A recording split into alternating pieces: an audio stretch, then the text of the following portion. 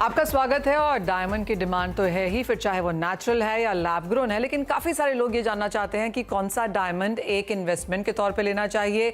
जैसे कहा गया कि ज़्यादातर लोग यहाँ पर बेचते नहीं हैं, एक्सचेंज करते हैं, अपग्रेड करते हैं, तो क्लियरली एक एस्पायरिंग मार्केट तो है ही और एक नीश हाई मार्केट भी है जिनके पास जो लोग काफ़ी समय से डायमंड होल्ड भी करते हैं। यहाँ पर सबसे पहले आपसे ये सवाल है रितेश, अगर किसी को कोई एस्पिरेंट है, कोई मिलेनियल है, यहाँ पर डायमंड लेना चाहता है, 10, 20, 30 सेंट से यहाँ पर शुरुआत करना चाहता है, क्या राय देंगे आप?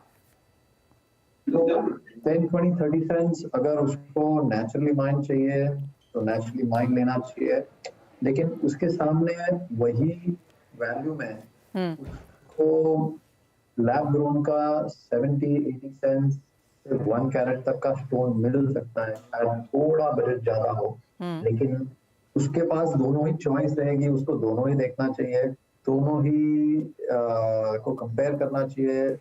जैसे कॉलिन जी ने बोला, at the end of the day जो उन्होंने आज खर्चा है और जब जो वैल्यू होगी वो उसको मिलेगी, तो उसको ये डिसाइड करना होगा कि इन्वेस्टमेंट कर रहा है या उसको पहन के उसका प्लेजर चाहिए और उनकी वाइफ को वो बड़ा साइज चाहिए। अब एक चीज है कि दुनिया में कभी भी कोई भी लेडी को आप पूछोगे और दिखाओगे 30 सेंट्स है और बाद में 70 सेंट्स रखोगे, वो कभी नहीं बोलेगी मुझे 30 सेंट्स चाहिए, वो 70 ही चाहिए।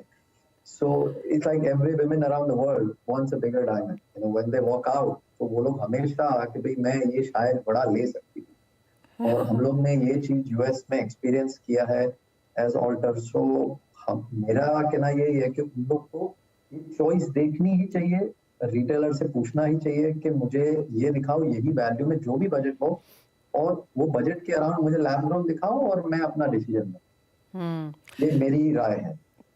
क्लियरली एक चेंजिंग मार्केट है। बस एक चीज से आपसे इत्तेफाक नहीं है कि I have seen main also wearing बड़े बड़े डायमंड्स आजकल, और वाइफ्स ही क्यों, फ्रेंड्स हैं, मिलेनियल्स हैं, सेल्फ बाइंग विमेन भी हैं आजकल जो अपनी डायमंड्स खुद खरीदती हैं। शशिकांत जी, ये सवाल आपसे है। जैसे रितेश ने काफ़ी अच्छे से बताया कि 30 सेंट्स में आपको 70 सेंट यहाँ पर लैब ग्रोन मिलता है और लोग अपनी बजटिंग करते भी हैं और आजकल यहाँ पर खरीदते भी हैं। इन कंज्यूमर्स की तादाद आप कैसे बढ़ता हुआ देखते हैं?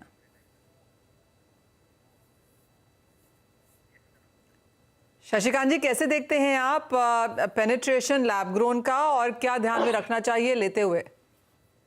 पेनिट्रेशन तो दिन पर दिन बढ़ते जाएगा। जैसे अभी अपने बजट के अंदर वित्त मंत्री निर्मला सीतारामन जी ने जो अनाउंसमेंट किया, लैब ग्रोन डायमंड, तो एंड जो को लगा कि भाई ये डायमंड लेने जैसा है, एक टेक्नोलॉजी डायमंड है। अभी जब वो ज्वेलर्स के पास जाएंगी, कोई भी बड़े ज्वेलर्स के पास, तो पहले डिमांड करेगी मेरे को लैब ग्रोन डायमंड दिखाओ। लेटर देख रहे कि विद सर्टिफिकेट देना है, करेक्ट, जिसके अंदर नेचुरल डायमंड का सर्टिफिकेट होता है व्हाइट कलर का, लैब ग्रोन डायमंड का सर्टिफिकेट में होता है येलो कलर। इतनी जानकारी भी लेके जाए तो इसके अंदर कोई तकलीफ नहीं होगी, कोई चीटिंग नहीं होगी।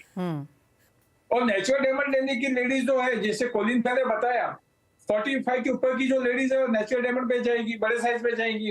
लेकिन आज की जो फैशनेबल लेडी है 18 साल से लेके 36 साल की, वो तो लैब डायमंड ही मांगेगी, क्योंकि उसको 10 साल के बाद वापस अपग्रेड करना है। और इसमें बायबैक क्या बात ही नहीं है, क्योंकि इसके अंदर एक्सचेंज होगा, अपग्रेड होगा। और कॉलिन ने बहुत सही बताया है और उनकी बात को मैं सहमत हूँ। तो कॉलिन, आपसे ये भी जानना चाहेंगे कि अगर कोई नया बायर है तो उनको एज ऑफ नाउ दिमाग में क्या रखना चाहिए? Of course we understand certification होना चाहिए, बिल्स होना चाहिए, आजकल काफी सारे सर्टिफिकेशंस गोल्ड ज्वेलरी और बाकियों के लिए भी यहाँ पर निकल के आए हैं, लेकिन क्या राय देंगे आप, जिस तरह की मार्केट है और जिस तरह का प्राइस एप्रिसिएशन हमने आता हुआ देखा है, कैसे देखते हैं आप मार्केट? जैसे आपने पूछा, एक है 10-20 सेंट 30 सेंट का अगर बायर है और वो पहली बार ले रहा है, तो लगभग जो बायर आज हम देख रहे हैं ग्लोबली और इंडिया में खास, वो पहले देख रहा है डिजाइन, वो इंग्रेडिएंट शायद नहीं देख रहा है कि नेचुरल है, लैब ग्रोन है, जेमस्टोन है, क्या है। वो डिजाइन देख रहा है, कोई ब्रांड एडवर्टाइज प्रमोट कर रहा है, जैसे कि आज कोई भी आप इंडिया में बड़े रिटेलर ले लो, कि ऑनलाइन स्टोर्स देख लो। सो वो डिजाइन देके आई थिंक आकर्षक होता है और फिर उसको खरीद रहा है, राइट। और ये फिर बाद में शायद पूछ रहा है कि इसके अंदर क्या है, नेचुरल है, लैब ग्रोन है, स्वारोस्की क्रिस्टल भी बिक रहा है, सो वो एक अलग बात हो गई। अब जब आता है आई थिंक इमोशनल और से हाई वैल्यू परचेस, ओके, शादी के लिए अगर कोई फादर अपने बेटी को दे रहा है कि आप बड़ा स्टोन ले रहे हो जिसपे आप इन्वेस्टमेंट कर रहे हो, आप 50 लाख 1 करोड़ 2 करोड़ की वैल्यू डाल रहे हो, तो उसमें शायद मेरा ऐसे मानना है कि वो परचेस नेचुरली रहेगा, बिकॉज उसमें एक स्टोर ऑफ वैल्यू है और लॉन्ग टर्म आपका पैसा से सिक्योर है और इन्वेस्टमेंट अप्रिसिएशन भी होगा।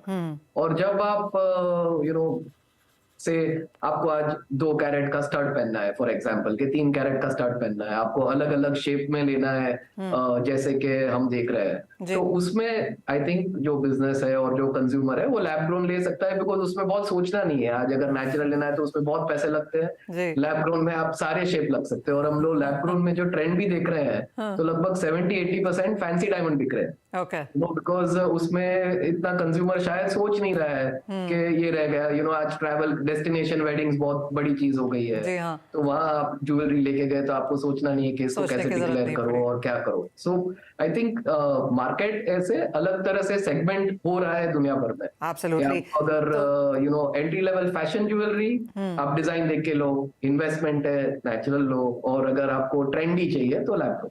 एब्सोल्युटली। और जैसे आपने कहा, चाहे design, size, brand, certification, budget, काफी सारी चीजें हैं जो एक कंज्यूमर देखता है जब वो डायमंड खरीदता है, फिर चाहे वो नेचुरल है या फिर लैब ग्रोन है। बहुत शुक्रिया रितेश जी, कॉलिन जी, शशिकांत जी, आप सभी का साथ जोड़ने के लिए और वो एक मास्टर क्लास हमारे व्यूअर्स के लिए समझाने के लिए। इसी के साथ मुझे भी दीजिए इजाजत, लेकिन ब्रेक के बाद लेकर आएंगे आवाज समाचार।